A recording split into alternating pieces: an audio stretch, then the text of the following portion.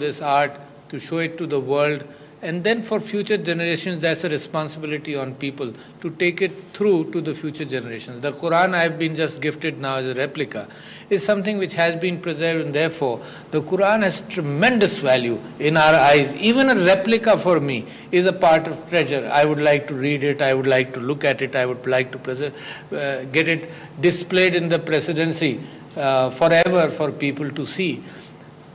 This is art. Thank you. Art is a passion, and there's been a difference between what art you can see in Europe and what art you can see in the Islamic countries, because the Muslims could not sculpt figures, and the Muslims could not paint pictures generally. So if you go to Europe, you'll see art more in the form of statues, more in the form of paintings of people. But the Islamic art, on the other hand, which can be seen in mosques, which can be seen in the shrines, etc., has been more a geometric description of things and calligraphy.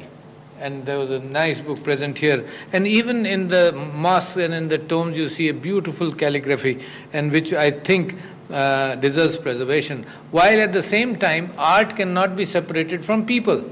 So people who inherit the art, and wars, when people come across wars or disturbances of any kind, that's the biggest enemy of any heritage. That's the biggest enemy of every piece of art which happens. And this is not only true for Kashmir, it is true for throughout human history. It is true in Europe, when art was stolen and is still being recovered.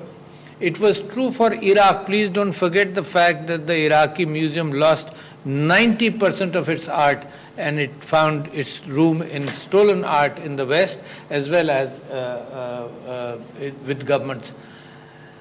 Keep in mind that art and architecture both, mankind has spent a lot of time in, if you go to, mashallah, to Istanbul, where I recently was, and I visited the Topkapi Palace, and I've done it quite a few times in my life, the architecture itself is something which you look back and you see 1,000 years ago people could do this, and how did they learn? And architecture moved, modified itself, became more beautiful as materials came into the hand of humans. For example, when steel was not there, you go to Istanbul, our guests are here from Istanbul, you look at the arches and the way the small arches support the big arches, and finally the big dome, and that's a beautiful piece of architecture. So I've been fond of architecture, looking at things and looking at the beauty of architecture.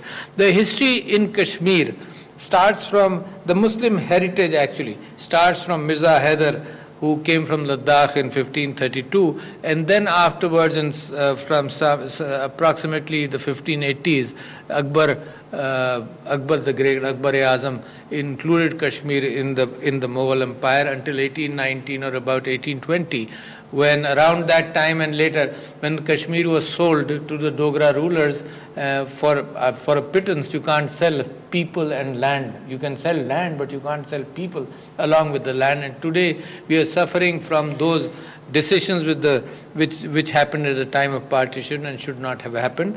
And we went to the United Nations, of course, you remember, all of you, the resolutions of the United Nations, and we trusted the United Nations, and it's not rising to the occasion, I'm sorry to say that, it's not rising to the occasion because of vested interests or whatever interests, but people of Pakistan trusted that there will be a plebiscite in Kashmir and the issue will be settled. When you don't settle issues, they tend to fester, they tend to create animosity, they destroy the people. But you can't suppress people, keep that in mind. Nobody can suppress people, and it's not only true for Kashmir, it may be true for Palestine, it was true for the Jewish community and the Jewish people in Europe. The Muslims helped them, the Muslims adopted them. When the Muslims conquered Spain, they involved all the Jewish population into the governance. And whenever they were under pressure in the Christendom, the Jewish people migrated towards the Muslim lands and they were given protection.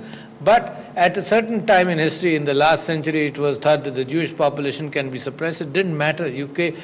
So many of them were killed, maybe in millions, but the Jews were never suppressed. Similarly, in Palestine, you cannot suppress the people. It's impossible to suppress the people. They are in tremendous misery, and I'm trying to draw the same thing towards Kashmir.